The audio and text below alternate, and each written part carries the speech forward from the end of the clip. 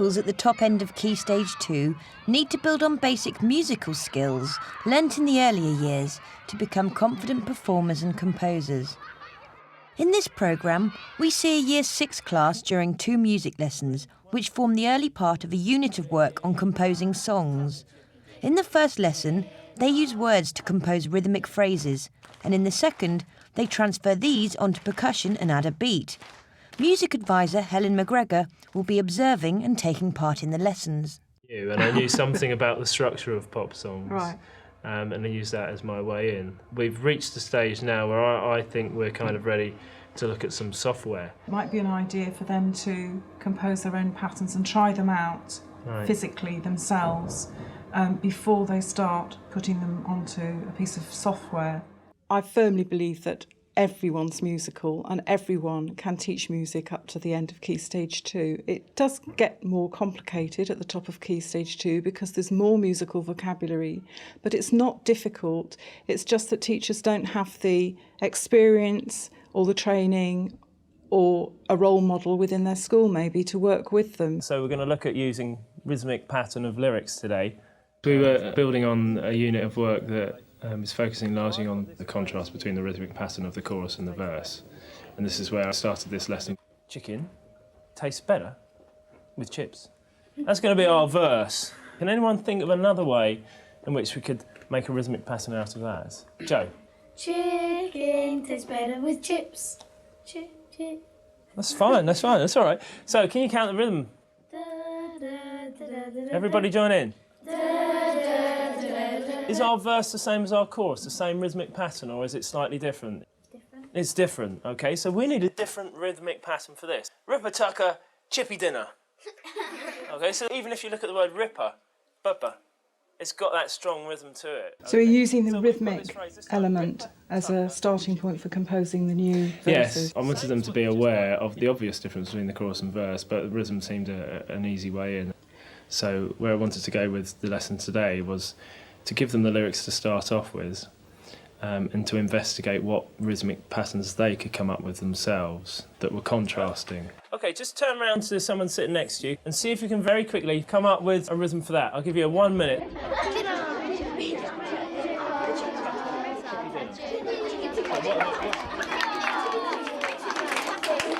Right, guys! So when you're ready, off you go. Ripper, tucker, chippy dinner. The rest of you join in if you want. Ripper, tucker, chippy dinner. OK, can you just do the rhythm? OK, anyone else? Flynn? Ripper, tucker, chippy dinner. What about the beat for that? The rhythm? You can give us that. I was just wondering whether the children are clear about the use of the word beat and rhythm, because they're 2 words that are often used to mean the same thing, and in fact in musical terms they don't mean the same. Yeah, at the outset I don't think they probably are clear which is which. Because the beat is the constant. Right. It's like a pulse that goes all the way through, if you think of your heartbeat. Yeah. So if you're saying chicken is better with chips, can you clap that? So. And I'll put the beat in.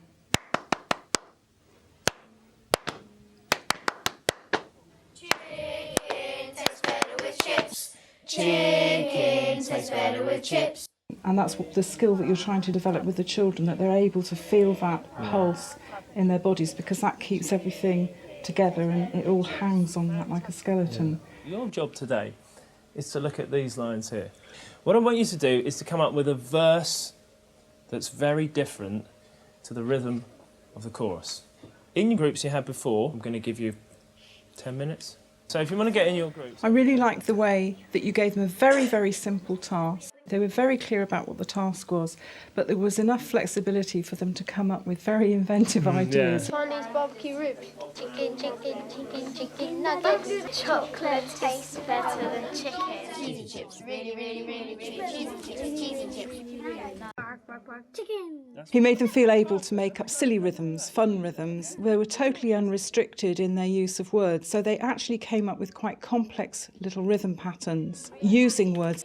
Oh, so we're not doing it 2 times. Ripper, tucker, chippy dinner. Now you sing your verse and see what the contrast is.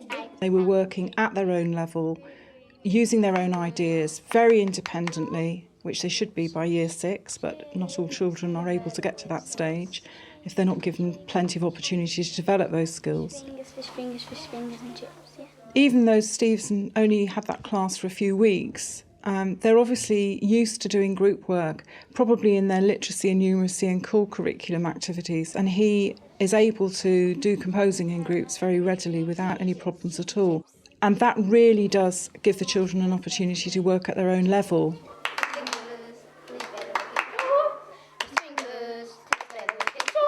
Although you actually only asked them to do a rhythmic composition, a lot of them had melodic shape to it. So although you decided to do a rhythmic activity because you're not particularly confident about singing, the children are probably more confident than you are, and we're beginning to compose melodies as well as rhythmic phrases. It's going beyond what you asked them to do. We love chicken burgers. Bug, bug, bug, bug, bug, chicken, chicken. Fish fingers, and chips.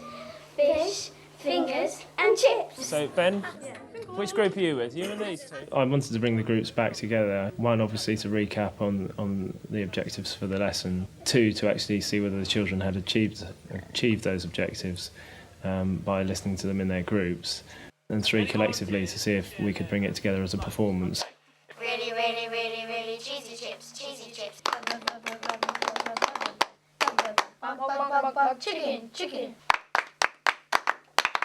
Chips might go better with beans, but chips taste better. They're actually really dependent on reading the words. Probably suggest is actually having a shorter phrase for a start so they can remember that phrase. So get rid of the books, Yeah. get some eye contact from them, establish the beat, decide on their rhythm. I think they know what their rhythm is, actually. Yeah, it's just that there's no really strong feeling of beat. So they actually need to practice it so that they feel confident with it, and they maybe need to move to it. Chocolate tastes better with milk. Shake. Chocolate tastes better with milk. Shake. Chocolate tastes better with milk. Shake. I wanted to get up and join in at that point, and you were joining in, sort of sitting on your chair, and there were several other children who were really itching to get up and do that. I think that would have been a nice thing to do. Maybe march out back to the classroom. Yeah, they could even, like these girls have done, have a dance that goes with their pop song that was further down the road from that rhythmic pattern. Fish fingers, and chips. Okay, what we're trying to do is contrast between the verse and the chorus. This is our chorus. Ripper, tucker chippy there. I'm going to use that in between each verse. Everybody join in for the chorus. 1, 2, 3, 4. Chicken might go better with beans, but chips taste better with sauce. Tucker chippy dinner. The fact that he chunked the lesson into 3 sections and given enough time for each of those sections for the children to feel secure at the beginning, but then develop their own ideas independently in the middle, and then reinforce that by sharing them and performing them to the rest of the class, meant that he got the most out of the time that was available. Really, really cheesy chips, cheesy chips. Ripper, tucker chippy dinner. Steve obviously enjoys music and he conveys that to the children, but we discovered when we started working with him and with the children that they were a little bit confused about the words rhythm and beat, and he was a little bit confused about the words rhythm and beat as well, and wasn't sure of the distinction between the two of them. So we decided to build in some key skills lessons. So we're going to look at identifying the beat of a basic verse and chorus, something we didn't do last week, and identifying the rhythm of a basic verse and chorus. And then the second part of the lesson, we're going to look at using instrumentation to create a beat and a rhythm. What's the beat? Any ideas? Any suggestions? Anyone want to explain? Ben? Is the bit that goes... Is that the beat or is that the rhythm? That's the rhythm. That's the rhythm. What is the beat behind that? Yes.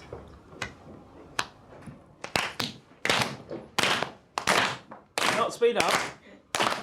1, 2, 3, 4. So, this group over here, this half here, I want you to sing the verse for me, and then we'll get the rhythm from it. Chicken tastes better with chips. Let's stop it there. Can we clap that rhythm? Right, this side, you're going to do the beat to that. Remember, it was Colin identified it perfectly. 1, 2, 3, 4. Keep going. Into your bit.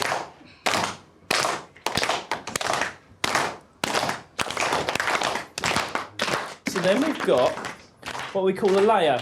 We've got the beat underneath and then the rhythm over the top. Beat and rhythm, very, very simple concepts, but nobody had explained it to him before. It's not difficult to find an explanation and to understand it and put it into practice, but it does improve the quality of what you're giving the children. And if they can be introduced to new musical vocabulary, then you're improving their learning in music. What we're going to do is use instrumentation to create our rhythm and our beat. 3, 4. 1, 2, 3, 4. 1, 2, 3. Thank you very much. Jayhan, we want another instrument to play our rhythm. Taste better with chips, join it. Chicken tastes better with chips. Chicken tastes better with chips. Okay, let's stop there. 2 of you will be on an instrument. 1 doing the beat, 1 doing the rhythm. We're going to clear the room so you can do that in your groups. We'll do that quickly, and then we'll get going. Get your music books out.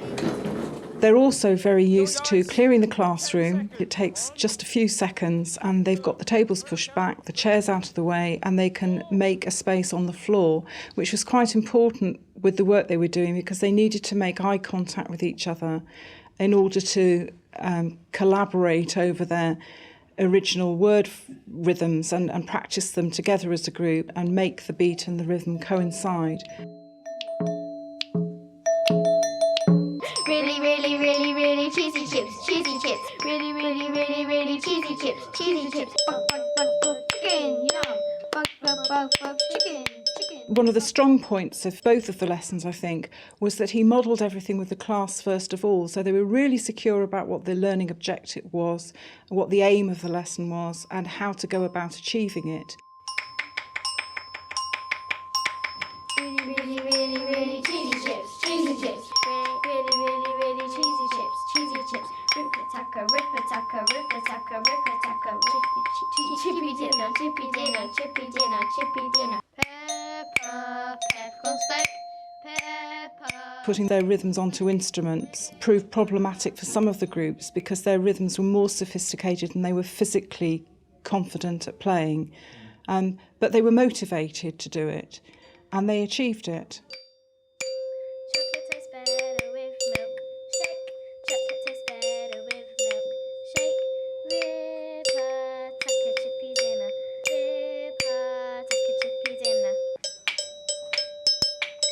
Buck, buck, buck, buck, chicken, chicken. Buck, buck, buck, buck. If you have got the confidence to do music in the classroom, you notice that your children develop self-confidence, their ability to work together develops, their listening skills are improved, their concentration skills, and also it's a creative process. So if you give them the opportunity to compose, children come out with the most wonderful ideas that you would never have dreamed of.